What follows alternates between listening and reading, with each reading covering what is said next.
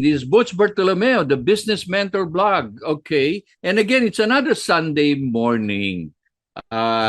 Today, we have a very interesting guest who is trying to build a community, who's trying to have an advocacy. What she learned when she was probably exposed in the Metro Manila, she's now trying to transfer it in her hometown in Isabela. No? So again, a young entrepreneur with a big heart for students, especially those who are probably trying to find out who they are and where they want to go, and probably an advocacy. So let's introduce Miss Prima Donna Guevara. Prima, good morning. Good Sunday to you. Good morning, Sir Boots, and thank you for inviting me in this on your program. And of course, good morning sa ating lahat. Happy Sunday. Yan, thank you so Yeah. much for being here. So Prima, you have this advocacy, okay, and we are here in Business Mentor blog over Manila Times. And why have an advocacy? You are such a young lady. You're full of, your bright future. You are working in Metro Manila. You're an accountant, I believe, right? You're a certified public accountant. Why establish an advocacy, and what is this advocacy all about? Oh, because I've already been there kasi before po, I don't have anyone who will teach me how to do things the right way. And nagkaroon ako ng mga issues, nagkaroon ako ng problems on how I'm going to make decisions kasi nga walang nagga-guide sa akin. And I remember I was just 22 that time and still figuring things out after college. Ano ba 'to? Ano ba yung puwedeng mangyari? And kumbaga parang nahirapan po ako na maghanap ng tao o ng mga tao na puwedeng makatulong sa akin as of the moment. And of course, given na rin na nandito ako sa probinsya, hindi gano'n ka-accessible yung mga tao na kakilala ko at that time. And I believe, nasa ano din po kami no'n, nasa ano po tayo no'n, nasa mid ng pandemic. So, imagine paano ko maa-access yung mga tao na makakatulong sa'kin, eh, ang layo-layo ko, at the same time pandemic. So, yun po yung Mm. ano sa'kin naging struggle ko before. That's why sabi ko one day, if I'm going to acquire the knowledge na and I already have this experience and wisdom, I will share it. That's why nag-ano po talaga ako, eh, kumbaga parang nandun po yung puso ko on yung paano ko tutulungan yung tao to grow themselves and not to be stuck kung Yeah. nasaan man sila. But you think about it, kasi karamihan ng yung mga nasa probinsya, once they go into the metropolis and they start working, even abroad, overseas, this is what older folks would say. The younger generation would not want to go back to the province. Pero ikaw mukhang contrary to what a lot of people, having Metro Manila experience, and then you're back to your province to make a difference. Ganun ba 'yon? Yes po, Sir Boots. Grabe, sobrang natumbok niyo yun. And the reason why is, yun nga po, gaya ng sabi ko, ito yung nakita kong opportunity. It's a challenge for me before eh. So right now, I'm seeing this as an opportunity for me to help other people, to give value, to serve, na hindi naman nangyayari dito sa kung saan man po ako ngayon, hindi po nangyayari dito. That's why, ang Hmm. nangyayari po kasi eh, kung ano lang yung alam ko kahapon, yun lang din yung alam ko ngayon, bukas, panigurado wala akong alam. So, Mhm. No, plus I think basically Prima is yung technology nowadays is so rich. It's reachable, no? I mean, you don't have to be in the metropolis, into the urban area. You can be anywhere. You can be in your province. But again, carry out, 'di ba? Communication. Kasi nung araw, 'di ba, yung angal parate, how can I learn? Because una-una kuryente, panay brown na yes. internet, ang hirap. Minsan late na yung mga nung araw, may mga jari-jari pa yan. Minsan one day late, But again, it's really in the mindset, no? You have a sort of like a growth mindset. Is this because that you really found that need or the lack of, having the right people to give you the right tools to start a business? Ganun ba yun? Is that what really propelled you? Yes, actually po.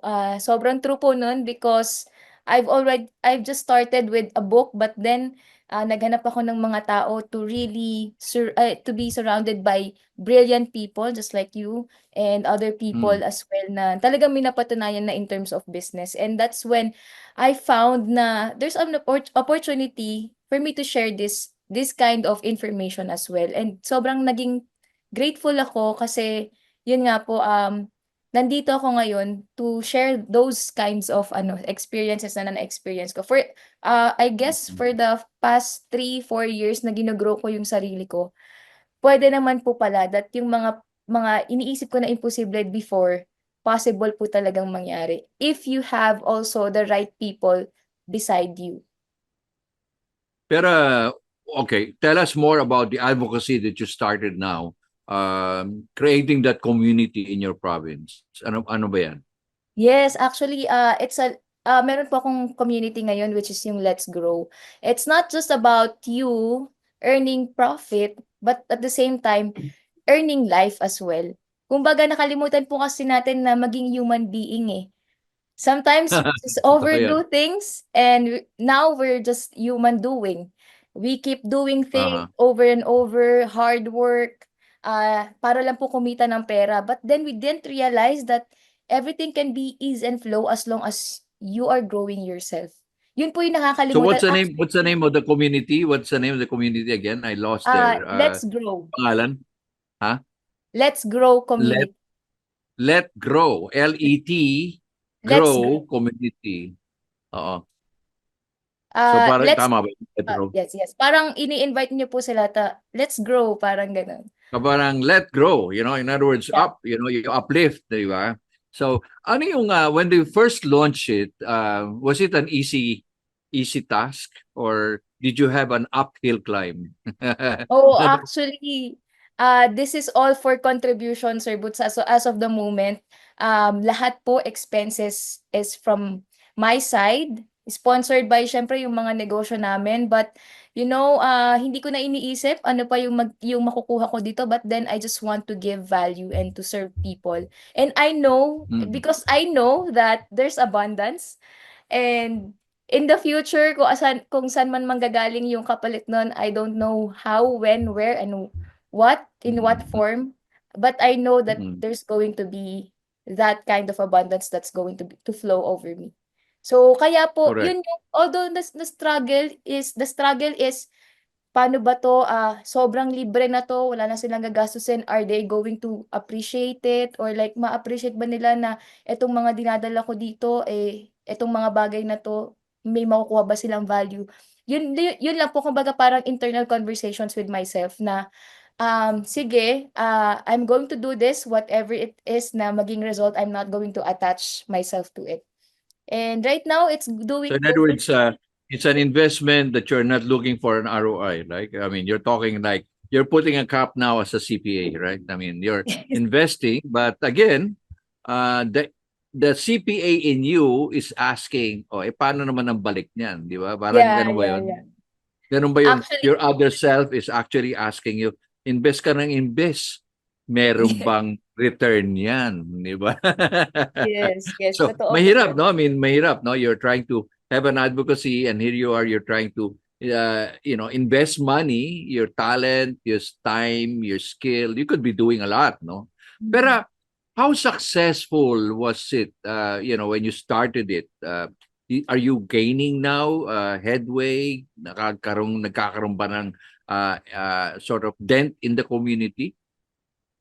Yeah, actually, up until now, Sir Boots, if I'm going to be honest, still nandun pa rin sa process. And looking forward, syempre, dun sa magiging result niya. Kasi itong community na to, it's not just going to be, yun nga, hindi lang siya for profit-based, but then it's part of a contribution, like collective contribution ng isa't isa. So Mhm. that's how I want this community to to go. Parang hindi lang siya, okay, bigay ako ng bigay, and then some people then would like to share kung ano yung mga expertise naman nila. So yun, So that's para bang they return something. But is there any or are there any people, group of people na you have seen the before and after? Nagkaroon ba? Actually, meron po mga nagte-thank you na Mm. may mga ganitong event kasi again, hindi ko po 'to nakita dito sa lugar namin, eh. Wala po talagang gumagawa ng ganito and for free, wala pong gumagawa. So, people are thanking me na buti may mga ganito because they have an opportunity to network with other people as well and at the same time, kumbaga parang mas lumalawak po yung pag-iisip nila. Not just in Mm. terms of business, but in life in general. So like what are you talking about? What do you share with the community? Can you give us an example? Yun kasi po, bali parang interview siya with Mm. someone who is really successful. So that person will also contribute kung ano yung mga napagdaanan niya in life, ano yung mga naging secret niya doing the business for about 20 years, mga ganyan. And then of course, ako din naman po, sinasabi ko din kung ano yung mga naging experiences ko in terms of the businesses that I've been Mm. handling as of the moment. Mm. So So, basically, you're trying from the grassroots, di ba? Trying to say, hey, all these people that I invite, they all started from ground zero. yes. But they started to grow. Ganun ba yun? I mean, Yes, yes, yes, yes. dahan-dahan, hindi yung one time big time, yung ganon, no? But it really you're trying to aim and hit the mind and the heart, no? To inspire them, correct? You're sort of Yes, lighting a fire, no? A fire of zeal, a fire of hope. Parang that's the way I look at it, no? So the fact that you have the let grow, kumbaga, kung ayaw mo lumaki, don't join me. No? In other words, if yes, you want to join exactly. me, be part of the let grow, right? Let grow. So yon. So yung program mo is really working towards the physical, uh, probably guiding college students who really don't know where they want to go, what kind of profession, or even seniors, Yes, senior high, even probably retirees, no? Marami 'yan, no? Kasi marami nagre-retire sa probinsya, di ba?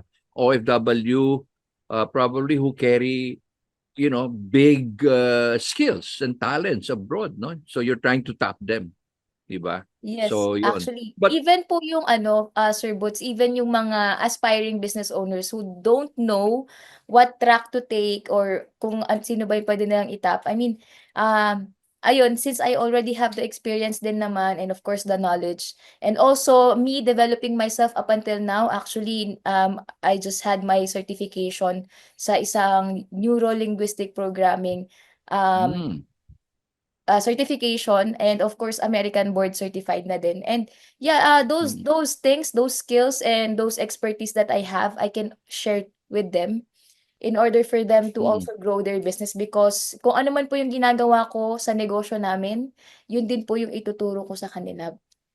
Yan. In other words, you're not just talking, you're walking the talk, Yes, correct di po. ba? Para Even bang, coaching. Yes, yeah. Sir Boots, even So, coaching and mentoring yung mga employees namin, how am I handling these people? How am I developing them and empowering them to become somehow in the future, if God permits, become a business partner as well. Para yeah. yun po, hindi kami mahirapan din. And of course, yung mga business owners as well. I think basically, Prima, is you're also trying to help people focus rather than be distracted by scams. Alam mo naman, balitang-balita, no? There are a lot of people who are very, kumbaga, very easily scammed, no? Very easily lured into quick rich, no work, no pain. You don't have to work. You just have to keep on earning. Parang mga ganon, no? And you're trying to focus people and say, hey, this is how we should do it. No? Kasi Yes. masakit yung maloko ka, right? I mean, masakit yung pinag-ipunan mo or you're a college student and you're given ill advice, no? Na pagsisisihan mo. So I think you're establishing that credibility. But you're an entrepreneur, okay? Yes po. And you're helping your family business. How is it to help the family business, Prima? At first po, syempre nung wala talaga akong experience, it has been a roller coaster ride na meron yung mga arguments and you don't know how to handle them. But then I'm glad that I grew myself and went to coaching and kumbaga nakipag-network sa ibang tao, ask for advice. And of course, yun nga sa mga nagtuturo din no, sa mga Mm. mentors. I've learned how to handle conversations right Oo. now. Kung compare ko po siya before, wala talaga, sabog talaga before. But right now, okay, there's a way. There's a right way in order for you to handle business and handle family at the same time. So, yun, Mm. very glad to have that knowledge now, Sir Boots. So maraming challenges sa family business, right? What Yeah. what would be the most memorable challenge you have Wow, experienced? grabe. Um, Oo. in terms of magsi-share na lang po ako in terms of Mm. how I handle the family. Kasi Yeah. siyempre hindi naman po kami at first hindi naman kami pare-pareho ng vision for the business. My mother just want us to yeah, like parang have the business. But for me, I have a bigger vision for it and yun nga help other people as well. But yeah, Mm. yung kumbaga parang meron po kasi yung time na nag-away talaga kami. And hindi hindi hindi siya naging madali for me because ano ba ako dito, magpapakaanak ba ako o magpapakanegosyante? Mm. And even with my brother as well, magpapakapatid ba ako or magiging ate ba ako or magiging negosyante? Because yun nga po, kumbaga parang since I had little knowledge back then, I didn't know what to do. Kaya yun yung naging struggle namin in terms of So communication. naghahalo yung emotions, no? Yes po, and then Talagang kumbaga the blood is thicker than anything, right? I mean, in other words, hoy, babae ka, hoy, bunso ka, hoy. Yung mga ganon, di ba? Yung mga, so here you yes. are, ang labo. How are you able to make the journey medyo easier to handle? Paano yun? Oh, It was I can imagine how turbulent you were in, di ba? Para bang nasa typhoon number 10 ka ata no? Signal number yes. 10. Grabe, ang ganda po ng question niyo. Paano mo nahawi yun? I mean, that's a challenge, ah. Yes, a very great challenge for me because now I grew myself nga po. And then, yung how am I going to answer that question? Maybe, first of all, I raised my awareness. So, nung aware na ako, I let them become aware as well. So, yun na nga po, that time, hindi ko din alam kung anong gagawin ko. Am I wrong? Am I right? So then, I decided to really explore kung ano yung ginagawa ng ibang mga negosyante, kasi naisip ko po that time, if sa mga C, like sina Henry C, how they're handling the people, how they're handling the family as well and the business. So, sabi ko, if it's possible for them, it's possible for me too. And that's the Mhm. time na I really seek advice. I really hang out with people who knows better than I do. And of course, I Mhm. attended seminars and I let them as well grow na kumbaga parang ang nangyari po dun ako muna yung pumasok sa pinto. And then sinabi ko sa kanila na maganda dito, pasok din kayo. So, Ah. that I So, yung in other words, hindi mo ulam pilitan. In other words, yes.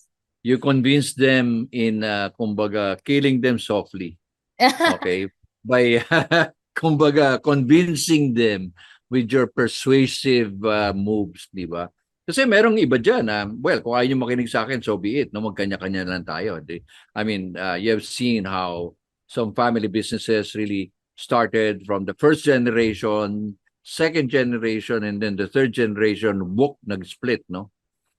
Which is sad, no? Which is sad. Kasi, especially for parents, I'm sure your parents really aim to establish the business for you, for the children and the generation to come, no? Pero maganda yung ginawa mo. At least, but was it easy? Was it an instant persuasion when you let them in? Or still rocky road pa rin?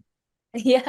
Actually, as you can see, I was smiling kasi remembering that moments talagang hindi po siya naging madali eh. Hindi ko sinabi na, o sige, umattend lang kayo dito.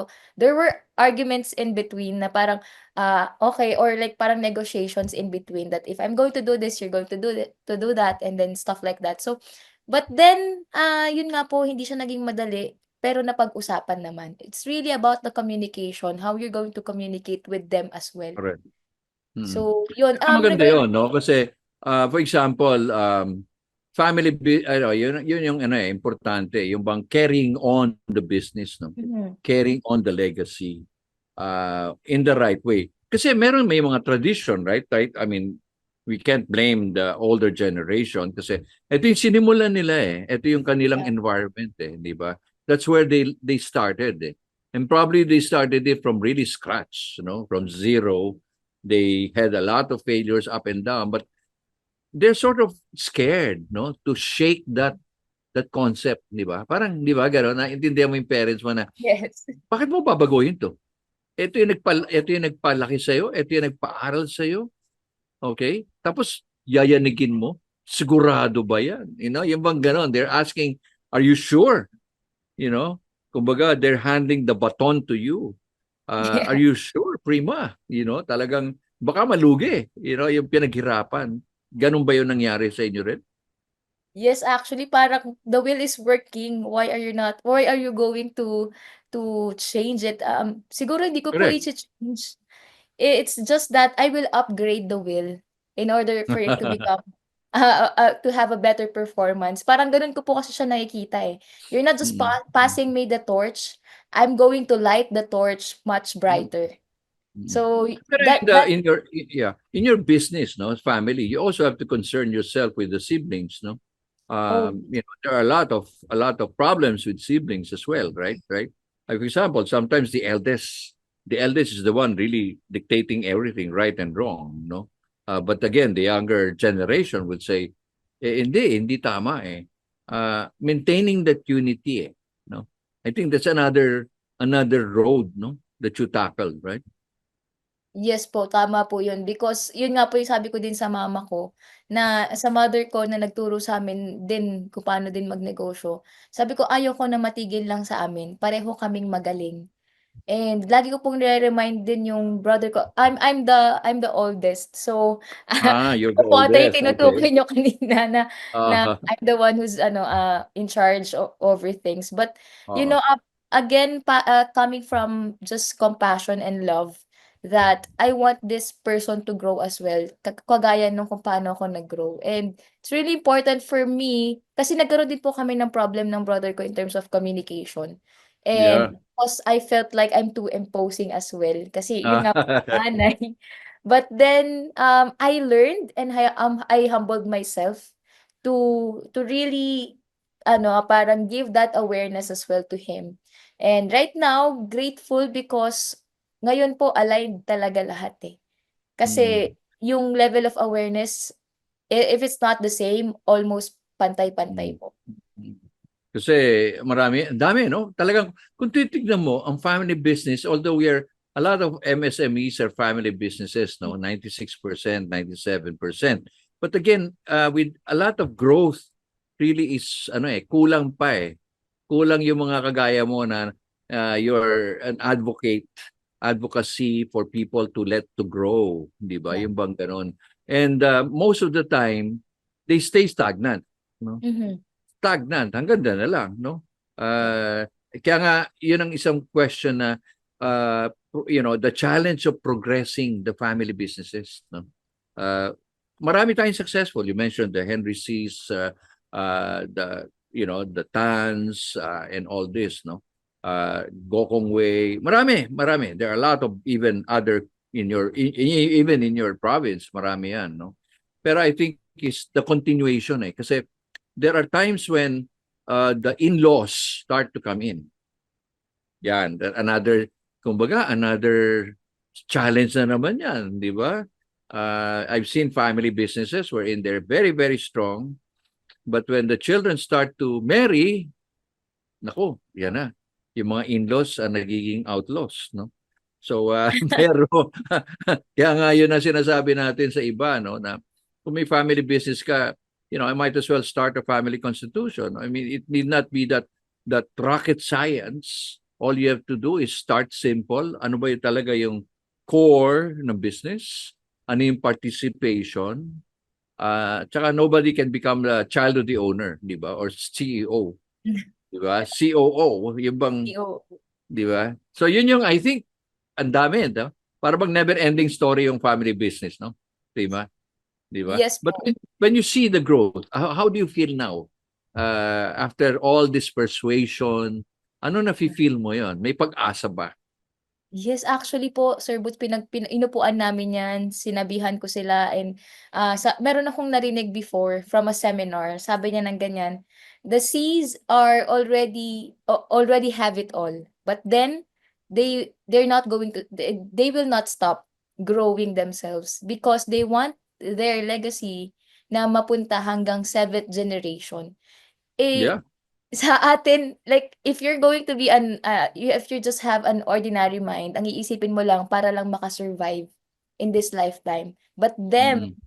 those people who really have extraordinary results, I was inspired because, oo nga, no, pwede naman pala that my Mm-mm. mother started this business, but then it will continue as long as it can. And yun po yung pinagpaplanuhan po talaga namin. And coming from that vision of the legacy of my mother and passing it through us, and of course, in the next generation, palagay ko po it will become stronger because it has a heart and a soul, and also, kumbaga, united lahat eh. Unlike po sa iba nangyayari, divided na lang din sila because Mm-mm. they don't want to communicate, they don't want to interfere, they don't want to make decisions, and grateful because yun po yung kumbaga parang ang ginagawa po namin ngayon. Yeah. And also trying to avoid, all this negativism, like inggit, Oh, yeah. doubt. Maraming kumbaga I call them termites, no, of a family business, no. It sort of eats the foundation, no, of a family business, no. Yung inggitan, kanya-kanyahan, yung mga ganun. And these are things that the family members and even the young generation must be aware of, di ba? It's not that because like mga bata pa sila, hindi. You have to start making them aware. This is the business rather than iwanan, di ba? Yun, ganda. Ang ganda, ha? Ang ganda. Very inspiring, ha? You can really create a book here, Prima Donna, Wow. na eto na libro mo, no? Ito na libro, no? At saka the age of technology now, no? Para bang ngayon ang Yes. bilis-bilis ng face ng mundo, no? Ng negosyo, di ba? And Yes, correct. how does your business now keep up with all this technology now? I mean, how does your family view now with the business, with all the technologies that are surrounding us?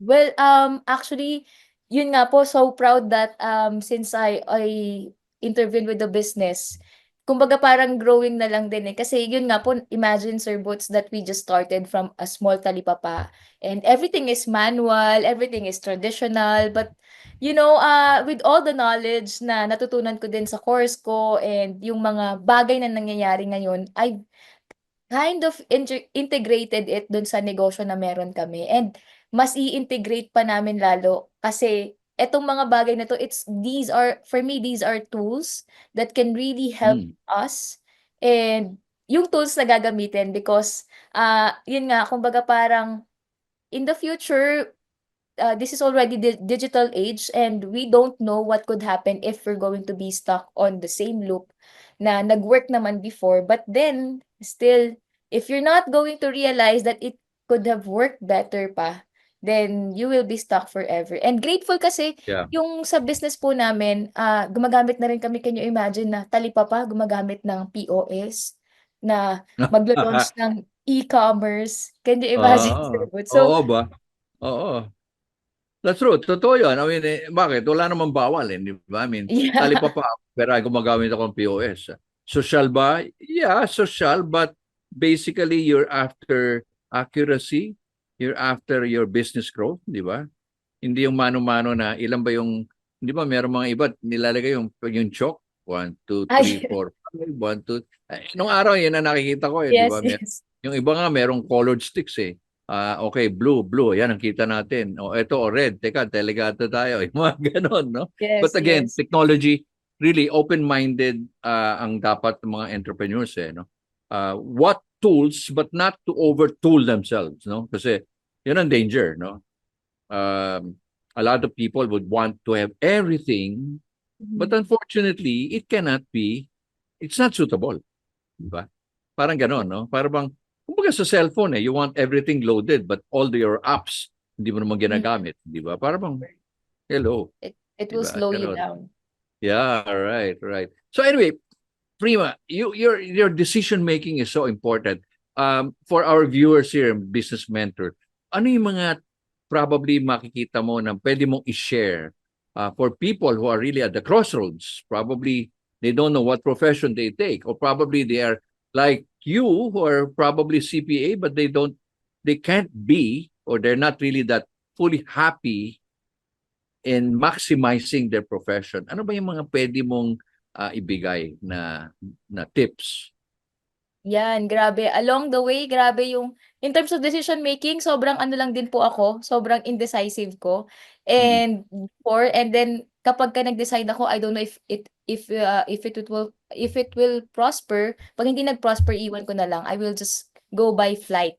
And then mhm, I realized na sa decision making, it's not just you who's going to decide, but then of course allowing then humbling yourself to ask for support, and then ask for support na syempre yung mga tao na nakakaalam na kung saan mo gustong mapunta. Not just for people that you just want to listen to, or other people na ito yung sasabihin ganyan, but then they don't have the results that you want. And of mm, course, even the values, ano ba yung nakikita mong values dun sa taong yun? And the lifestyle. Because again, we can ask for decisions like we can ask for an advice dun sa mayaman na tao, but then hindi natin alam kung saan galing yung yaman niya. Like for example na lang 'no, yung mga hindi magaganda, mga illegal na bagay. But yeah, me engaging with those kind of people that will help me decide to yun nga yung in terms of business, and of course since family business po kami, kumbaga hindi lang din ako, kumbaga dapat inuupuan 'yan at sinasabi ano yung mga pros and cons, not just, "This is what I want," and not coming from ego, but then you just humbling yourself, "I want whatever it is that you want," na kung ano man yung plano mo sa buhay, ask for support. And after asking for support and siyempre knowing who would you ask for. And lastly is that, yeah, weigh things, the pros and the cons in order for you to make the better decision, not just a but- decision. yeah. But sometimes the weighing takes too long. Oh, yeah. Ito yung tinatawag nating study paralysis, no? Or procrastination. Yeah. Madali mag-procrastinate bukas na yan. Hindi, Oh, pagod yeah. pa ako. Hindi, marami akong gagawin Tsaka na, kinakabahan pa ako. Or pagputi ng uwak, parang yung mga ganun ba? But by the time, opportunities pass, di ba? Yung bang, marami tayong ganun, no? Bakit hindi ko naisip yun? Kasi naisip mo na yun, pero hindi ka gumawa ng action. Di ba? Yung bang, Yeah. I think, with these changing times that we are in, talagang decision has to be made. It may not be perfect, but you learn from it, di ba? Para bang, yeah, you fail, but it's a wake-up call. It's up to you to stand up na naman, di ba? Parang gano'n, no? Kumbaga, ang bata, hindi naman natuto maglakad tayo agad, di ba? Hindi Yes, naman tayo correct. naging 2 kilometer runner, di ba? Nung bata. But again, we stand up and we really fail, but we stand up and stand up, di ba? Ganon yun. Wow, Prima, you'll be one of the pioneers in helping a lot of entrepreneurs there, and probably you'll be the prima donna talaga. Bakit nga pala prima ang binigay sa'yo ng nanay mo? Kumbaga, ang ganda, aptly the right name, prima donna, para bang, sino ba yun? Di ba? Did you ever ask your mom, why was I named prima donna? Actually, yan po yung isang ano din sa akin, question sa akin. But then she also told me na yung pangalan ko din is arrived from my sister who passed away. So, Ah, yeah, dinagdagan lang ng Prima. So, ayun po. I don't know kung saan niya nakuha yun. Parang feeling niya kasi sobrang ganda ng pangalan. So, yeah, that's how it happened. Oo, pagka malaki ang challenge sa iyo because hindi mo pwedeng sirain 'yan, no? Prima donna sa advocacy at hindi prima donna sa pagiging marites, di ba? So, yun Yes. ang importante doon. So again, Prima, how can people get in touch with you? Especially our viewers here in Business Mentor. How can they get in touch with you? Oh, yeah, meron po akong Facebook page which is yung Miss Prima Donna, and also, I have a community which is called the Let's Grow community. You can just add my, join there, and of course, you can contact me anytime. Puwede niyo po akong kontakin sa aking personal Facebook account, Prima Donna RG. Yan, I can, help you figure out things maybe, or if you're going to let me. So, yeah, yun lang po, madali lang akong ma-reach, anyone can message me. Galing, galing. Kumbaga, people who are easily reach are easily gaining abundance, di ba? Para bang Yes. wala nang pahirapan, di ba? Mas madali, you know? Yes. Mas mukhang parang very easy ang flow. Anyway, Prima, thank you very much for guesting here in Business Mentor on a Sunday. I'm sure a lot of people really gain, especially those who really own and operate a family business. I'm sure a lot of people are like you in the same boat, no? And probably they should get in touch with you and ask, Prima, tulungan mo naman kami. Paano mo ginawa? Yes. Lalo na pag nagkakaproblema, no? Yung mga hindi pwede, bata ka pa. Yung mga ganon, no? Yung mga ganon. So anyway, thank you very much for guesting, Prima, Thank and you. Thank you, Sir all the Books. luck, all the best of luck. Okay? Thank you. Thank you Bye-bye. po.